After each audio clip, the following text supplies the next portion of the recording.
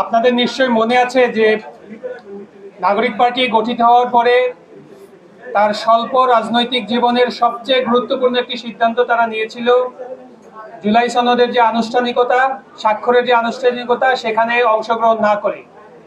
এবং তখন আমাদেরকে অনেক অনেক রাজনৈতিক দল যাদের বয়স অনেক বেশি, যারা বয়সে বৃদ্ধ হয়ে গেছেন, তারা আমাদেরকে বলেছিলেন যে এই ছোট ছোট বাচ্চারা ভুল করছে, তারা ঐক্যমত্য কমিশনে আলোচনা করেছে, জাতীয় ঐক্যমত্য হয়েছে, সব রাজনৈতিক দল ঐক্যমত্য হয়েছে, এনসিপি এখন একটি বাহানা ধরেছে যে তারা এই সনদে স্বাক্ষর করবে না। কিন্তু আমরা শুরু থেকে কনসিস্টেন্টলি বলেছি যে জুলাই সনদ যেটা সকল রাজনৈতিক দল ঐক্যমত্য হয়েছে সেটার আইনি ভিত্তির সুরাহা না করে আমরা শুধুমাত্র স্বাক্ষর করব না। আমরা আমাদের অবস্থানে অটল ছিলাম। এবং এই যে মাঝখানে সময়টি গিয়েছে, আপনাদের নিশ্চয়ই মনে আছে, এই সময়টা অনেক বয়স্ক রাজনৈতিক দল আমাদের ব্যঙ্গ করেছে যে কোন রাজনৈতিক দল এনসিপি উদ্দেশ্য করে বলেছে যে এনসিপি জুলাই সনদে স্বাক্ষরের জন্য উসিলা খুঁজতেছে, কোনো একটা বাহানা এনসিপি খুঁজতেছে যে এখন তারা ভুল করেছে স্বাক্ষর না করে। আমাদেরকে এভাবে ব্যঙ্গ করা হয়েছে। কিন্তু আমরা সবসময় বলেছি আমরা কোনো রাজনৈতিক দলকে খুশি করার জন্য আমরা জুলাই সনদে ঐক্যমত্য হব না। আমরা কোনো ব্যক্তি বিশেষকে সুবিধা দেওয়ার জন্য আমরা কোনো রাজনীতি করব না। আমাদের রাজনীতি গণমানুষের জন্য, আমাদের জবাবদিহিতা গণমানুষের কাছে।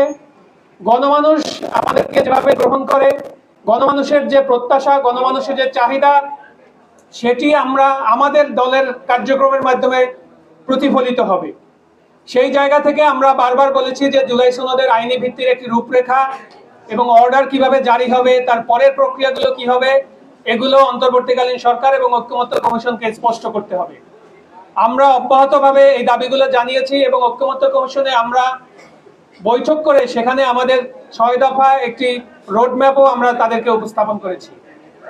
এরপরে যখন ঐক্যমত্য কমিশন সরকারের কাছে একটি সুপারিশ পেশ করেছে, এই সুপারিশে ওই জুলাই সনদে স্বাক্ষরকারী অনেক দলগুলো এখন এসে আবার তারা তাদের স্বাক্ষর তুলে নেওয়ার জন্য বাহানা খুঁজতেছে। আমাদের মনে হচ্ছে যে আশঙ্কাটা আমরা করে আসছিলাম যে এই বয়স্ক রাজনৈতিক দলের বর্ষিয়ান যে রাজনীতিবিদেরা আছেন, তারা পরবর্তী নির্বাচিত সংসদে গিয়ে জাতির সাথে আবার প্রতারণা করবেন। অর্থাৎ যে বিষয়গুলো তারা ঐক্যমত্য কমিশনে একমত হয়েছেন সেই বিষয়গুলো তারা প্রতিপালন করবে না বলে আমাদের মনে দৃঢ় আশঙ্কা ছিল। খুব অল্প সময়ের মধ্যেই আমাদের সেই আশঙ্কা সত্যতায় পর্যবসিত হয়েছে। আমরা দেখতে পেয়েছি যে বয়স্ক রাজনৈতিক দলগুলো এখন উন্মাদের মতো আচরণ করছেন। তাদের বক্তব্য, তারা অসংলগ্ন বক্তব্য দিচ্ছেন। তারা ঐক্যমত্য কমিশনকে বলছেন যে তারা নাকি প্রতারণা করেছেন। তাহলে তারা যে বিষয়টিতে, যে দলিলটিতে তারা স্বাক্ষর করে আসলেন, তাদের মনে কি এই ইন্টেনশন ছিল যে তারা কখনো যদি ক্ষমতায় যেতে পারেন তাহলে জনগণের সঙ্গে তারা আবার ধোঁকা দিবেন? তাদের মনে কি এই উদ্দেশ্য ছিল যে এই যে ঐক্যমত্য কমিশনের দীর্ঘ আলাপ আলোচনা, বিতর্ক, এগুলো শুধুমাত্র ওখানে চা নাস্তা খাওয়ার জন্য ছিল? তাদের মনে কি এই উদ্দেশ্য ছিল যে কোনো ভাবে ক্ষমতায় আরোহণ এবং ফ্যাসিবাদী যে কাঠামোতে হাসিনা এতদিন রাষ্ট্র চালিয়েছেন সেই রাষ্ট্র কাঠামোই তারা চালাবেন? অর্থাৎ তারা এখানে বাংলাদেশের রাজা হয়ে যাবেন, প্রজাদের কোনো অধিকার থাকবে না, তাদের কোনো বক্তব্য থাকবে না, রাষ্ট্র পরিচালনায় তারা আবার একটা নিপীড়নের জায়গায় যাবেন? এই ধারণা কি তাদের মনে ছিল? এই প্রশ্নগুলো জনগণ এখন করতে শুরু করেছে। আরেকটি বিষয় আমরা স্পষ্ট করতে চাই যে জনগণ যেভাবে চায়, জুলাই সনদ বাস্তবায়নের প্রক্রিয়া হিসাবে গণভোটের একটি প্রস্তাব করা হয়েছে, সেটিতে আমরা একমত হয়েছি। গণভোটের প্রশ্ন কি হবে সেখানে আমাদের কিছুটা মডিফিকেশনের জায়গা এখনো আছে বলে আমরা মনে করি। আমরা সেটি আনুষ্ঠানিকভাবে জানিয়েছিও। কিন্তু এই গণভোট যদি জনগণের দ্বারা অনুমোদিত হয়, সেটিকে অবদমিত করার ক্ষমতা বা শক্তি কোনো রাজনৈতিক দলের থাকবে না, এটি আমরা মনে করি। কিন্তু এজন্য আপনারা দেখবেন যে একটি রাজনৈতিক দল তারা কিন্তু এই গণভোটে না ক্যাম্পেইন করার জন্য তারা ইতিমধ্যে কাজ শুরু করেছে। আমরা তাদের এই অবস্থানকে স্বাগত জানাই। আমরা চাই জনগণের কাছে স্পষ্ট হোক কারা জনগণের কাতারে আছে, কারা এই রাষ্ট্র ব্যবস্থাকে ঢেলে সাজাতে চায়, কারা এই রাষ্ট্র ব্যবস্থার পুরনো যে ক্ষমতা কাঠামো সেগুলো কুক্ষিগত করে রাখতে চায়, কারা আজীবন ক্ষমতায় থাকতে চায়, যেভাবে শেখ মুজিবুর রহমান সংবিধান সংশোধন করে নিজেকে আজীবনের ক্ষমতা রাখার রাস্তা তৈরি করেছিলেন, কারা শেখ হাসিনার মতো ফেসিবাদী ক্ষমতা কায়েম করতে চায়, কারা 2041 পর্যন্ত কোনো ধরনের ভোট না দিয়ে ক্ষমতায় থাকতে চেয়েছিল, সেই পথেই আমাদের রাজনৈতিক দলগুলো হাঁটছে কিনা সেটি জনগণের কাছে এখন স্পষ্ট হচ্ছে। আমরা মনে করি এনসিপি একটি ছোট অল্প সময়ের অল্প বয়সী রাজনৈতিক দল হলেও তাদের যে রাজনৈতিক ম্যাচুরিটি তারা দেখিয়েছে এটি জনগণের কাছে তাদেরকে আরো বেশি জনপ্রিয় করে তুলেছে। জনগণের যে ভাষাটা জনগণ প্রকাশ করতে পারছিল না সেটাই এনসিপির মুখ দিয়ে প্রতিধ্বনিত হয়েছে বলে আমরা মনে করি। আমরা মনে করি এই জুলাই সনদের আইনি ভিত্তি দেওয়ার জন্য যে অর্ডারটি ডক্টর মোহাম্মদ ইউনূস জারি করবেন সেটি জনগণের ইতিবাচক মতামতের মাধ্যমে এটি গণরায় পাবে এবং সেই গণরায়ের বলেই আমাদের যে ফেসিবাদী ক্ষমতা কাঠামো আছে, ফেসিবাদী সাংবিধানিক কাঠামো আছে, সেটি থেকে আমরা বের হয়ে একটি গণতান্ত্রিক উত্তরণের পথে আমরা যেতে পারবো।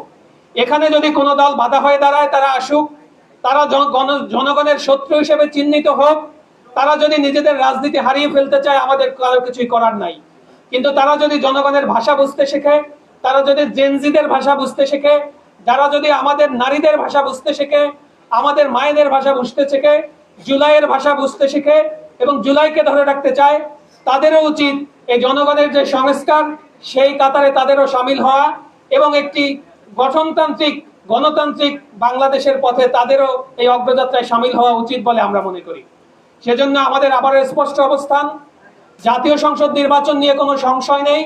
আমরা ইতিপূর্বেও বলেছি যে জুলাই সনদের যদি আইনি ভিত্তি নিশ্চিত হয়, ডিসেম্বরেও যদি জাতীয় সংসদ নির্বাচনের আয়োজন করা হয় এনসিপি সেখানে অংশগ্রহণ করবে, জনগণের ম্যান্ডেট এনসিপি নেবে। কিন্তু জুলাই সনদের আইনি ভিত্তি দিয়ে যদি কোনো টালবাহানা করতে হয়, কোনো রাজনৈতিক দল যদি টালবাহানা করে এবং নির্বাচন পেছানোর ষড়যন্ত্র করে এবং দেশের সার্বভৌমত্ব যদি কোথাও প্রশ্নবিদ্ধ হয়, সেক্ষেত্রে দায় ওই বয়স্ক রাজনৈতিক দলকেই নিতে হবে বলে আমরা মনে করি। আমরা সেজন্য আবার স্পষ্ট করছি, বাংলাদেশে অবশ্যই নির্বাচন হতে হবে এবং ঘোষিত সময়ের মধ্যে নির্বাচন হতে হবে, কিন্তু তার আগে আইনি ভিত্তি এবং নতুন সংবিধান পাবো সেই সাংবিধানিক কাঠামো এখানে জনগণের কাছে নিশ্চিত হতে হবে, জনগণের কাছে প্রতিটা খসড়া থাকতে হবে, জনগণের মতামত সেখানে প্রতিফলিত থাকতে হবে, গণভোটের মাধ্যমেই সেই রায়টি আসলে বাস্তবায়িত হবে। ধন্যবাদ।